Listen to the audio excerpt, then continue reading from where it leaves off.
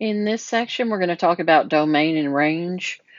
Let's start with domain and range from a graph. So writing the domain and range of the function, both as an inequality and using interval notation.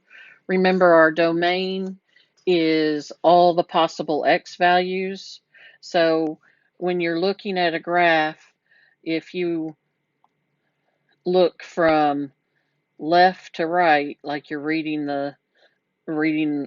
a book, you're going to say, what's the first x value it hits? Well, here, my first x value is going to be -5.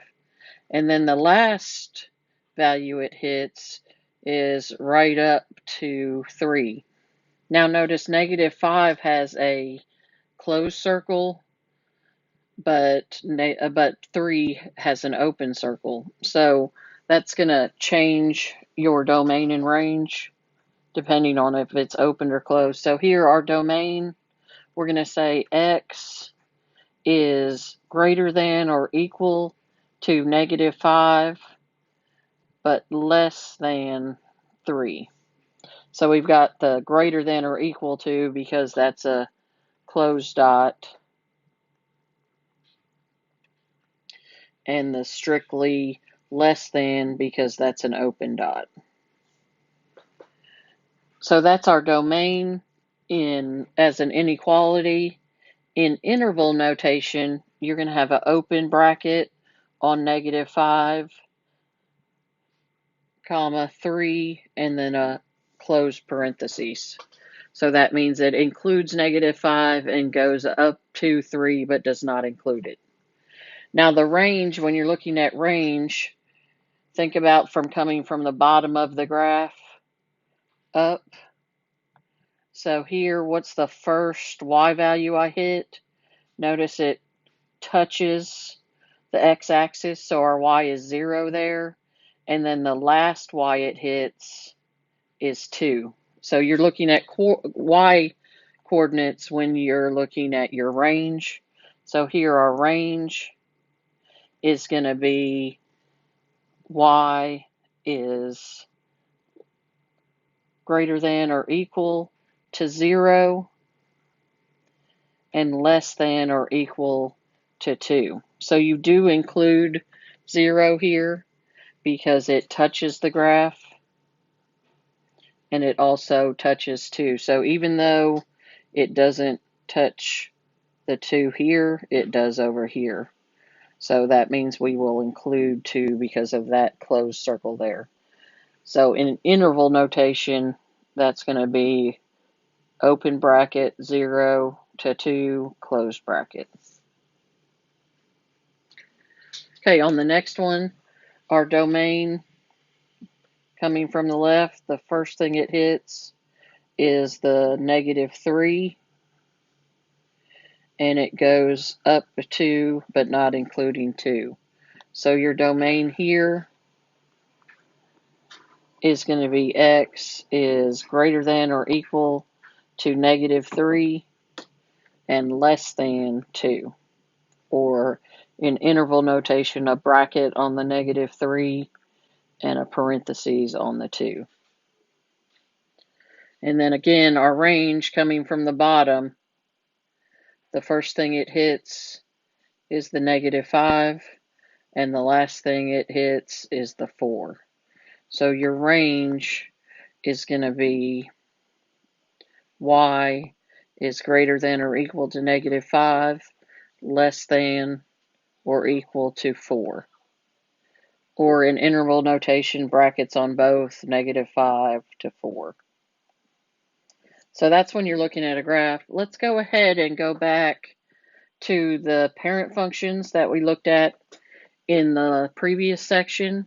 And let's talk about the domain and range for each of these. Here, our domain, notice that this is going forever to the left and forever to the right. So your domain here is going to be all real numbers, and there's a couple ways you can write that. You can say from -infinity to infinity, with parentheses. Remember, the infinities never get brackets. Or you can say, use the symbol for all real numbers, which is like a double bar for the R, and that means the same thing as negative infinity to infinity. Now our range is just going to be whatever C is. So you can say y equals C is your range.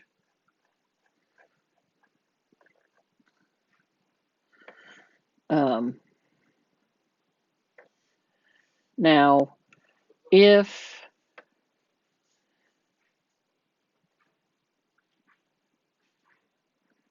well, that's it for now on that one. Let's look at the identity function. Here, our domain, again, is all real numbers. And you can write the symbol for all reals, or you could go from negative infinity to infinity. And then our range is going to be the same, all real numbers. Absolute value function, again, it's going towards negative infinity and positive infinity when we're talking about the x values. So domain is all real numbers. However, our range here, it starts at 0 and goes up forever. So our range is going to be either, you can write this a couple ways also. You can say 0 to infinity, which is all positive real numbers, or you can do the all real number symbol with a plus at the top. So that means all positive real numbers. The next one, our quadratic, is actually going to be the same as the absolute value, our domain. These are gradually going out. So this is gradually going out this way to negative infinity, and this side is gradually going out towards positive infinity. So again, your domain is all real numbers, and your range is going to be 0 to infinity or all positive real numbers. The cubic function, it actually, the domain and range are both all real numbers. It goes out forever in both directions. Now the square root function, notice we talked about this in the last section.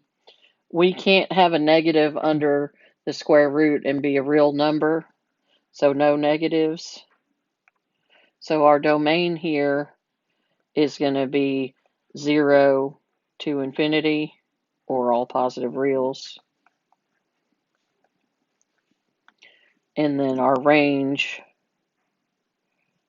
will be the same.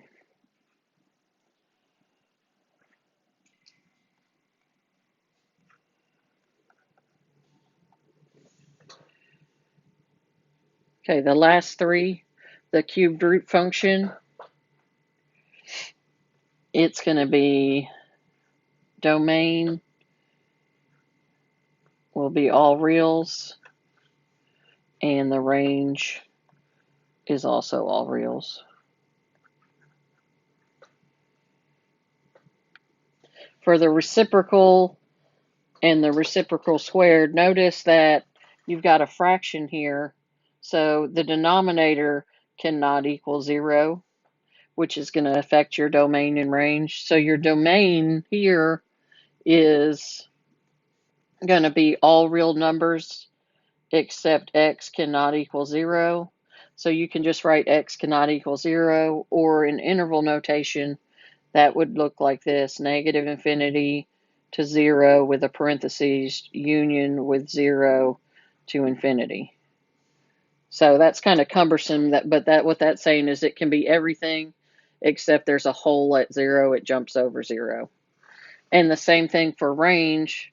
Notice it never crosses y equals 0. So here, for our range, y cannot equal 0. And you would write that the same way in interval notation. Now for the reciprocal squared, you got a couple things going on. It can't ever equal 0 in the denominator. So our domain is x cannot equal 0. But also because it's squared, when you plug in a negative x, it's going to always give you back a positive number. So your range here will be y is greater than 0 because it can equal 0 and it's always positive. So you can write that as that, or you could say 0 to infinity. Either one of those are acceptable. Now in your homework, it'll tell you whether to write it in interval notation or not, and so, or as a inequality, and that'll depend on what type of answer you enter there. Okay, so let's go back to more domain and range. Let's look at writing it from an equation. And what I want you to think about here is problem spots. Now, when I say that, what I mean by problem spots is you basically have two types of problem spots. If you have a fraction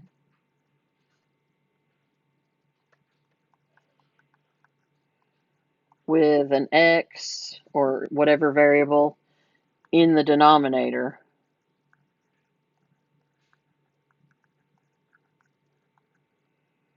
then the denominator cannot equal 0.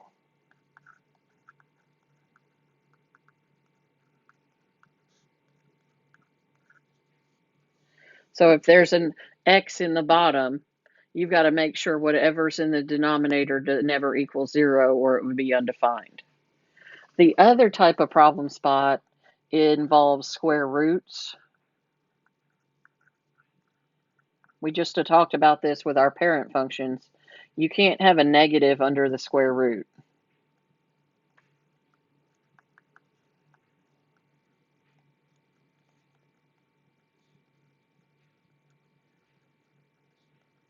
If you have a negative under the square root, you don't have a real solution. So that's what I want you to look at when you're talking about domain and range.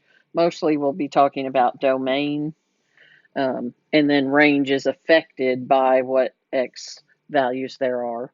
But looking at the equation, I want you to look at for the two problem spots. Does it have a fraction with an x in the denominator, or is there a square root? So here, I've got 2 square root of x plus 4. Whatever's under the radical cannot be negative.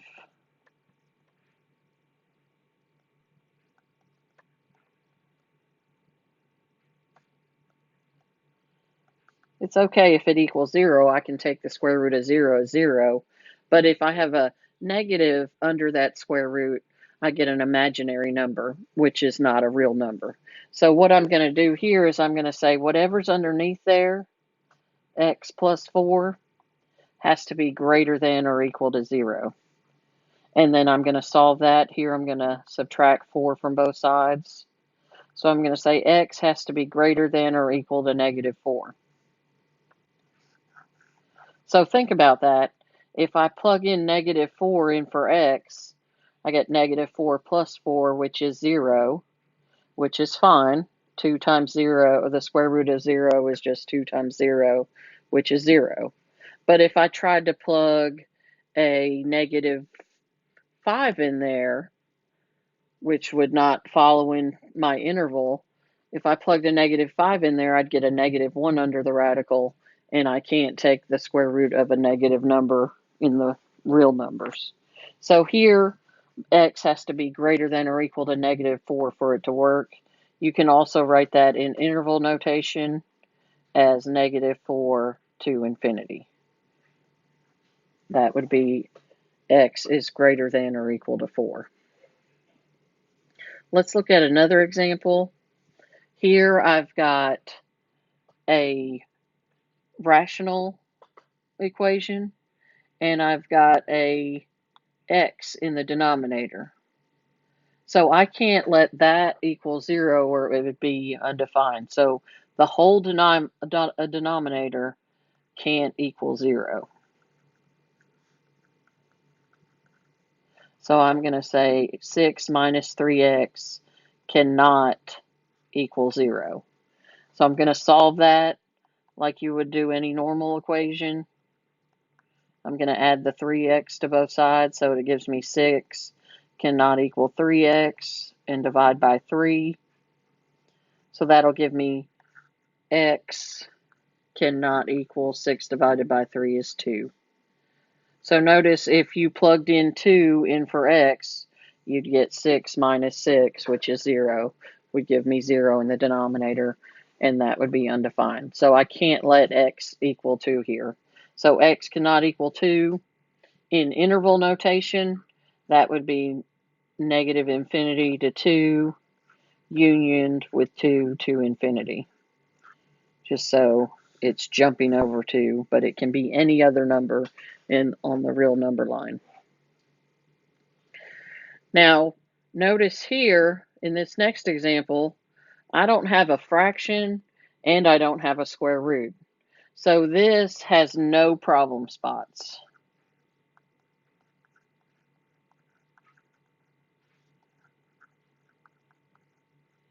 So here, if you have no problem spots, your domain is all real numbers. So from negative infinity to infinity. So if you think of it that way in terms of problem spots, the domain can be really easy to find. This next example, again, you can have, I can plug any number in for x and get an answer. I don't have a fraction with an x in the denominator, and I don't have any square roots. So this has no problem spots.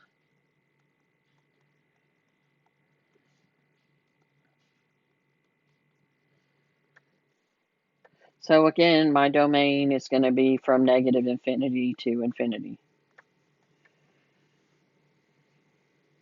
So you can say that all polynomials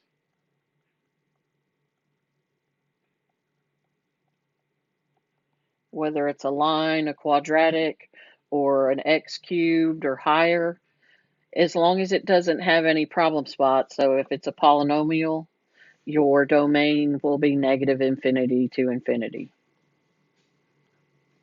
Okay, let's look at a few more examples with problem spots. Here I've got x plus 1 over 4 minus x.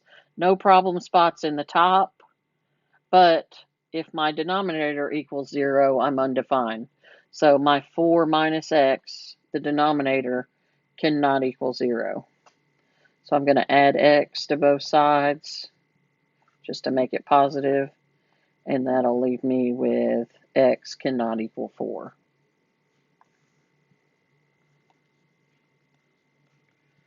So again, in interval notation, that's negative infinity to 4, union with 4 to infinity. So that would be your only problem spot. Okay, a few more examples.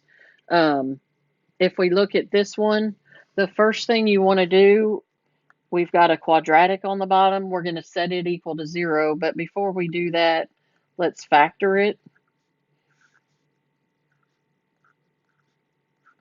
So I'm going to have x.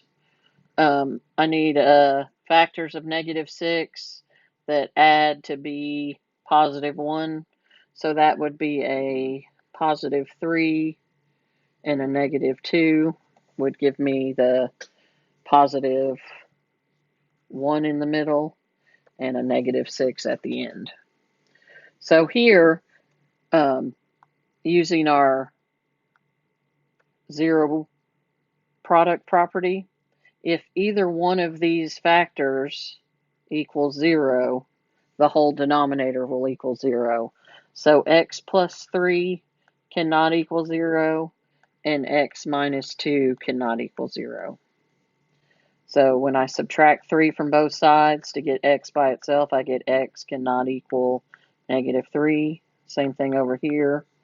I'm going to add 2 to both sides, and x cannot equal 2. So x cannot equal negative 3 or 2.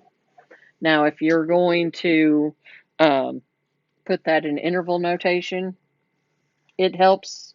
If you can't see it immediately, draw a number line.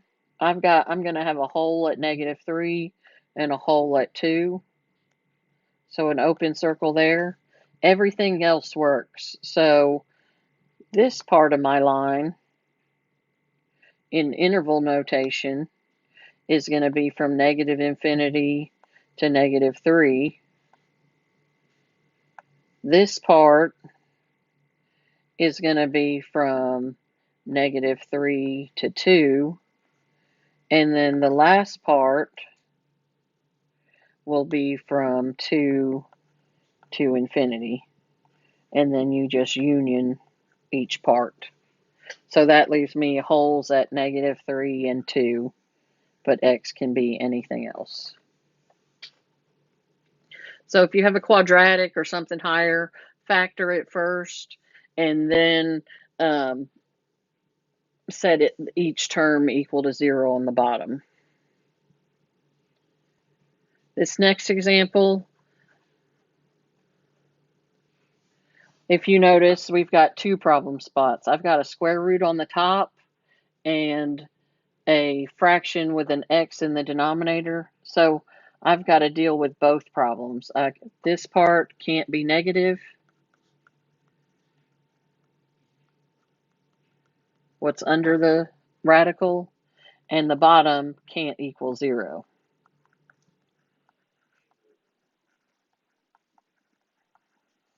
So I'm going to deal with them separately. I'm going to say x minus 3 has to be greater than or equal to 0. And I'm going to say x minus 4 cannot equal 0. So solving the inequality, I'm going to add 3 to both sides, which leaves me with x is greater than or equal to 3.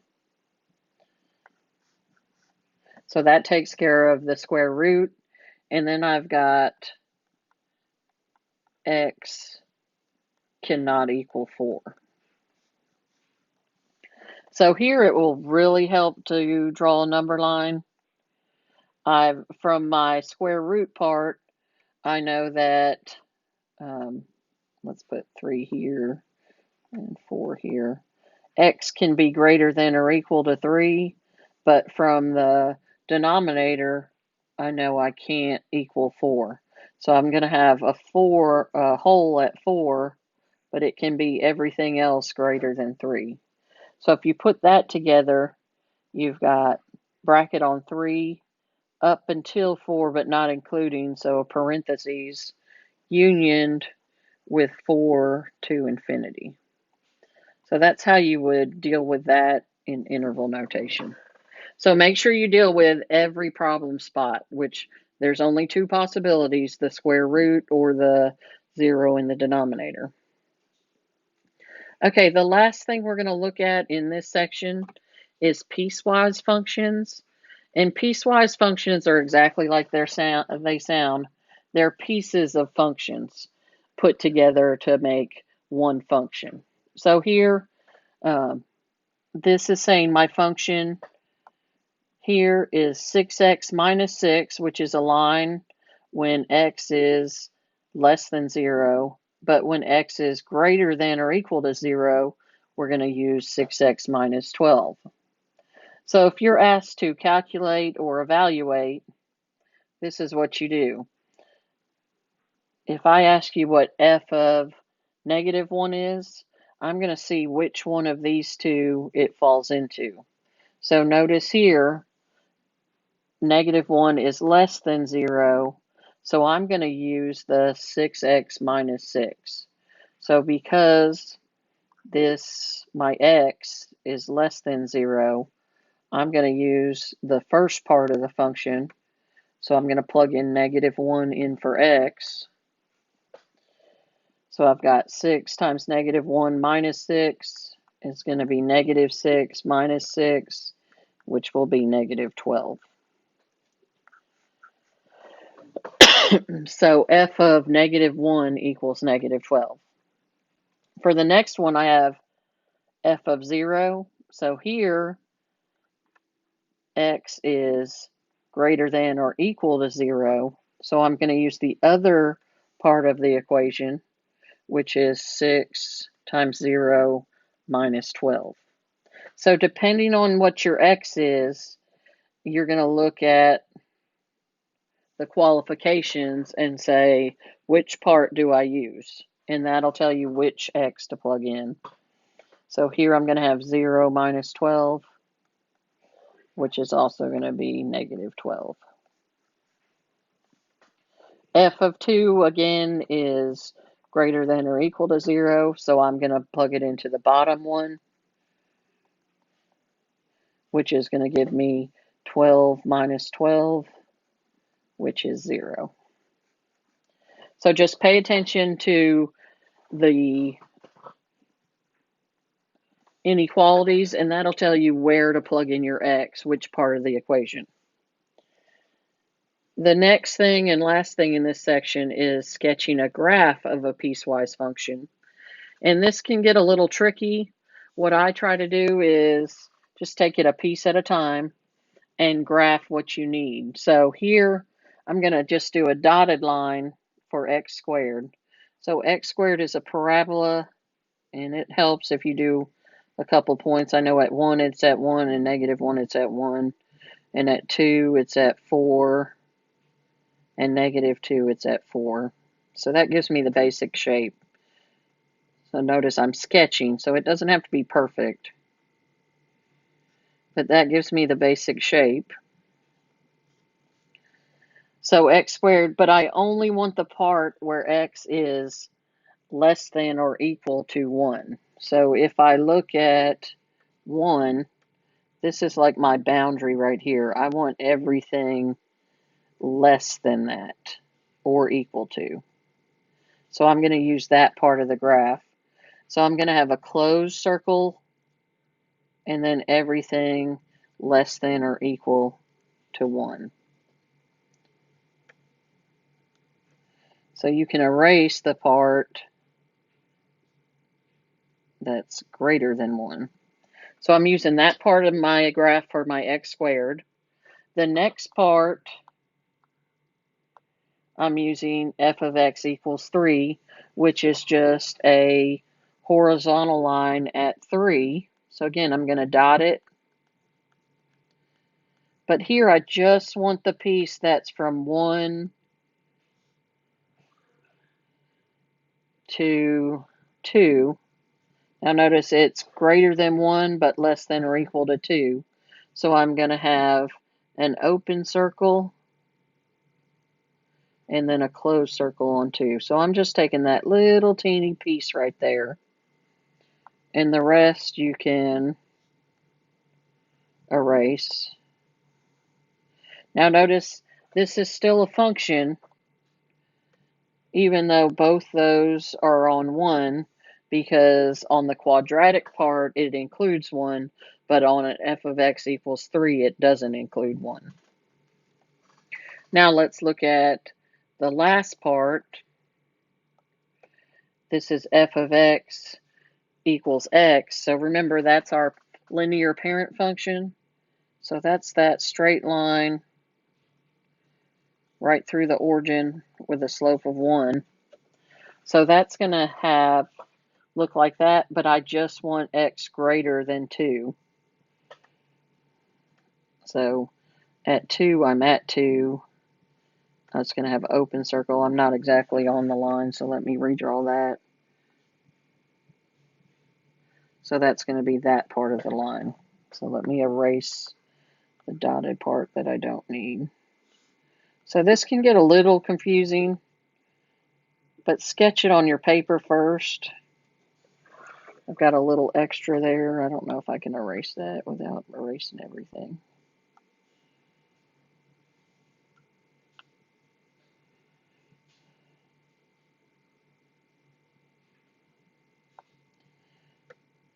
So that's what that piecewise function looks like. Notice it's still a function because x doesn't repeat anywhere, because anytime that it would cross, I've got an open dot and a closed dot. That would not fail the function, the vertical line test. So that's what it looks like to sketch a piecewise function. Now, when you have a homework problem like this on lumens, you need to be careful and follow the directions very carefully. If they connect by chance, it only wants you to put a dot where they don't connect. So if you're having trouble graphing or it gives you partial credit on one of the questions, it's probably because you have an extra dot where there doesn't need to be one. So just be careful about that as you graph on your homework.